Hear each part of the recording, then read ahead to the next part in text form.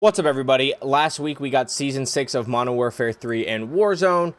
Just a couple days ago, I put up my full loadout video. If you haven't watched that, go check that out. That is linked down below. Today we are talking about the top 5 close-range options, and if you're looking for the dual, akimbo, reclaimers, or any kind of shotguns, that's not going to be here because we are anti-shotgun here. If you watch my loadout video, you probably know what my number one is, and it's kind of on the screen now. But we're going to go over the top 5, talk about why I ranked them in what order, and then, of course, we'll look at true game data to quickly compare them. Before we jump into the loadouts, my Twitch is linked down below if you want to go check me out live anytime, and all my social medias are linked down below if you want to check those out. Do appreciate any support on any platforms, and true game data, the GOAT site, is linked down below as well. So let's go ahead and jump into a top 5 of the close range options. So starting at number 5 is probably one that people don't expect or think about. We'll see more when we go to true game data, but the range and the time to kill is undeniable. It sits at 5, and I almost put the FJX Horse here. I considered putting the WSP9 here. There's a couple honorable mentions that didn't make this list, but the Lockman Shroud is on here with the conversion kit, the Jack Decimator. The non-conversion kit was also something that popped in my mind because both have really good time to kills.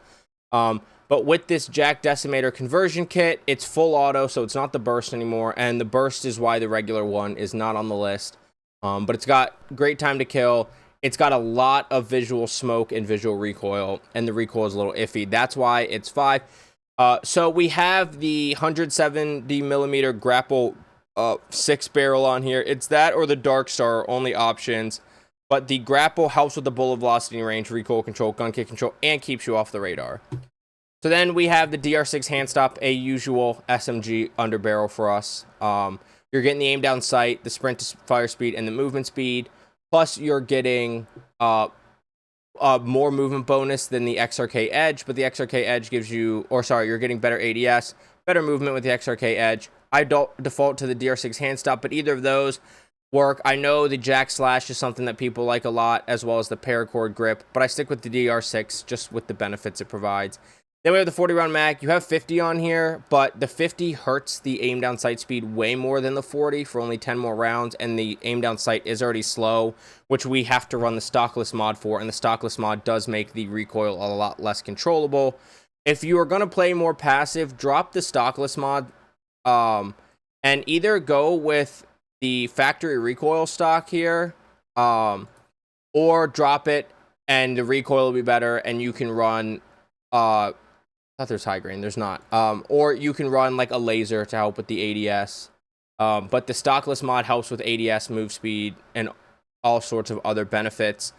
So we'll go into the firing range really quick, and if you just look at the recoil is pretty bad. And the smoke is a lot, but the recoil is not necessarily hard to control, especially if you have aim assist.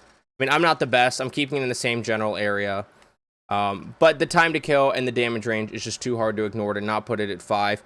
The FJX Horse wasn't on this list for the exact opposite reason. Its recoil, its damage range is just like nothing, unfortunately. So then we're moving into number 4. We have the MCW, of course, with the conversion kit, the Jack Raven kit on it. This thing has the fastest close range time to kill, actually, and a really far drop off for a close range option. It's my number 1 sniper support option if you're not being super aggressive, which we talked about in the loadout video more. But its ADS time, its sprint to fire is a little bit slow, and that's why it gets knocked down to number 4 as opposed to the top 3. Quartermaster Suppressor explains itself. DR6 hand stop we already talked about. 40 round mag is the biggest available. You obviously have to have the conversion kit for this. There's not a barrel worth using when you're using this as an SMG because we're not worried about adding bullet velocity or range. And then we go with the A90 Venom stock for the movement speed and the sprint speed benefits. You could, depending on how you feel about recoil or movement speed, you could drop the DR6 hand stop or A90. That would come down to preference. And then you could switch it either for an optic, which I don't think you need, or for the blackout high grain rounds. If you go into the firing range and you look at the iron sights aren't bad. The ADS isn't bad. The recoil is really like almost nothing. I stopped firing early. It's up, and then it shifts out to the right a little bit. So you just start off up, and then halfway you pull down to the right a little bit, but it's like nothing. So I don't think you need to change any of these attachments, and this is the way I would run this for like every skill level. Then number 3, we finally get Modern Warfare 3 SMG on this list. That's going to go ahead and be the striker. I know a lot of people run it with no barrel. I like the barrel on it. You get the gun kick control, the recoil control, and of course you get more bullet velocity and range. Quartermaster suppressor, DR6 hand stop, already explained. We have the 48 round mag here. It gives you good magazine ammo capacity, but the 60 destroys your ADS compared to the 48. Just not overall worth it. Maybe if you play really passive. Then the 2 stocks are between the recoil control benefiting, movement speed benefiting, and sprint speed benefiting FSS priority tactical stock. Or if you just want to go purely for movement speed, go to the Lockman MK2 light stock. If you want to go purely for recoil control and gun kick control, go with the Lockman Recon series stock. You can also go the no stock, but if you go no stock, I 100% like say you have to have this barrel on it to help with the recoil. If you do go no stock, make sure you're focusing more on recoil on the under barrel, whether that's the paracord grip or the jack slash. Bruin heavy just penalizes you too much. But I do think this is the overall best loadout. You get some movement speed benefits, you get recoil benefits, it's got a good time to kill, it's got good range. Of course, we'll talk about more of that on true game data. Then at number 2, this would surprise a lot of people and people would disagree, but I have the static HV. Another thing, when we get to true game data and I get to explain it more, it'll make a little more sense. My loadout is kind of the loadout that people started running right away, and people have changed it since, but it's still the loadout that I prefer. With the Quartermaster, self-explanatory. The DR6 for the same reasons as we have been. The Garrow 8 long barrel, the Spry light stock, and because there's no magazine, you free up attachments between the laser and the ammo, but there is no high grain or high velocity rounds, so there's no point in using that. And you could go laser over optic, but it's just not worth it on an SMG if you ask me.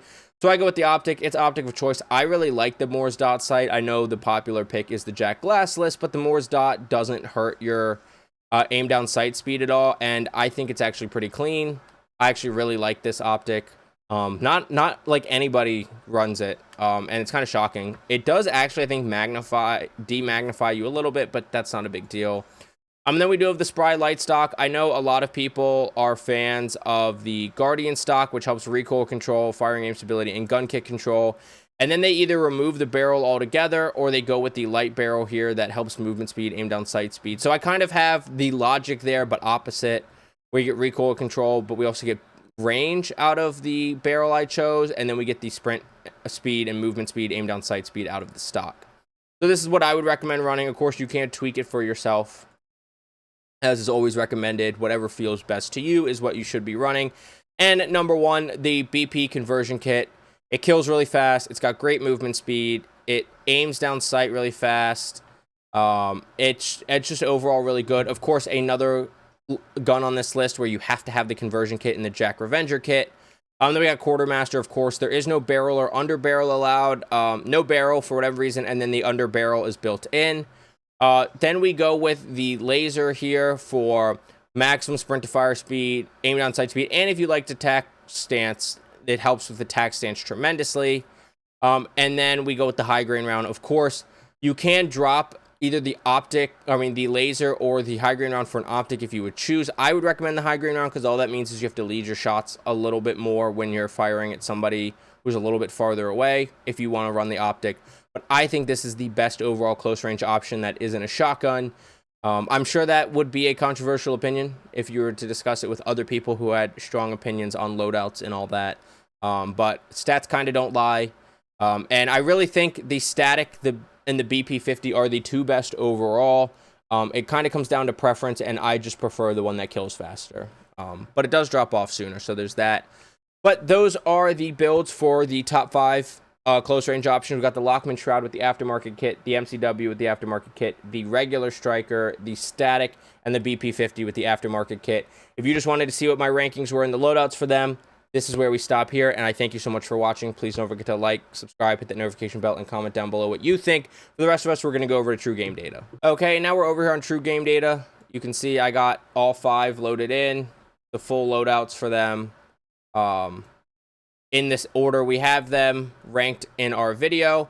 Then we are going to scroll down here to our favorite TTK chart, switch it to combination, and you can see time to kill wise, the BP50, the Lockman Shroud, and the MCW are all pretty clustered until drop-offs happen, and they're still they're a decent amount ahead of both the static and the striker.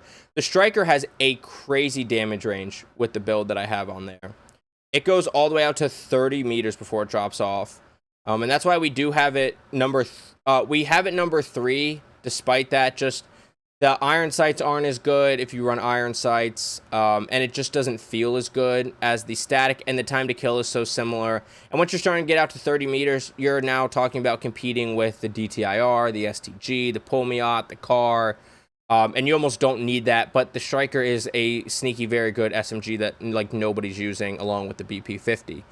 So this doesn't account ADS time, sprint to fire time. If you throw ADS time in here, we now have the BP50 with a huge gap over everything else. And then we have the static, and that's part of the reason why the static is number 2, despite it not being super high on the TTK list here.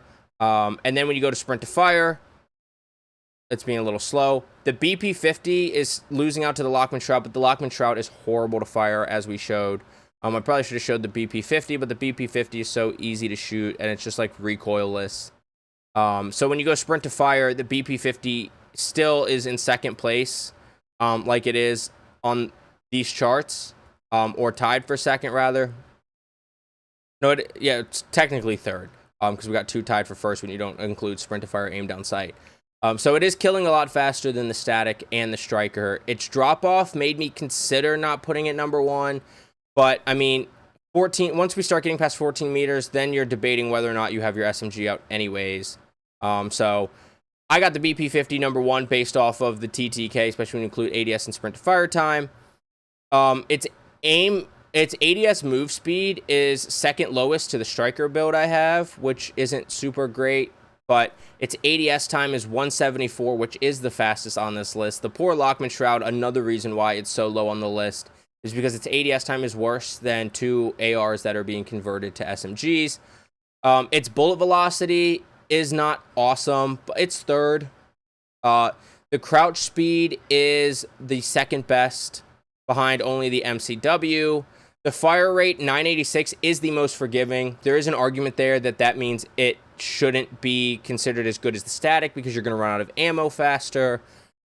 But just use some movement and get out. It's the only one on this list that has 60 rounds. Now, of course, we did have options for 50 on the Lockman Shroud, but that kills it even more.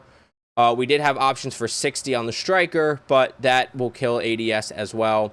Move speed 509 isn't super great. It's once again in third, but you win some, you lose some. The reload time 3.6 is actually pretty slow compared to this list, which isn't stellar. But you know, 0.7 seconds is a lot, but it is still less than a second. Sprint speed 578 tops this list, which is big. And then the other 2 stats that we care a lot about are going to be sprint to fire time is a little bit slow, but it's, you know, it's faster than the striker. It's faster than the MCW with the Jack Raven kit. The tax spread on this is by far the lowest if you're a tax spread guy, and that wasn't even the other most important stat. My other most important was tax sprint speed, which it's tied for second with the static. So when you're rotating, you're like pretty much as fast as the static.